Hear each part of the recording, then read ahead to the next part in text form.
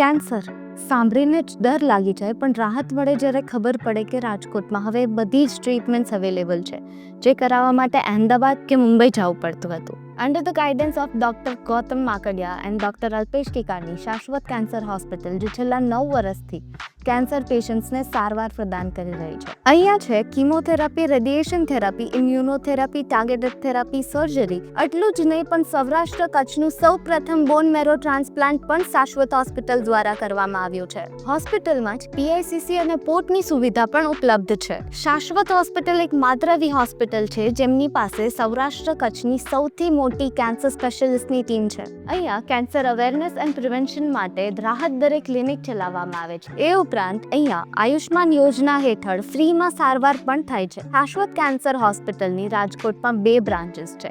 એ ઉપરાંત all over ગુજરાતમાં જામનગર, જૂનાગઢ, મોરબી, ગોધરા, વેરાવલ, અમરેલી અને સુરેન્દ્રનગરમાં પણ શાશ્વત કેન્સર હોસ્પિટલ સારવાર પ્રદાન કરી રહી છે.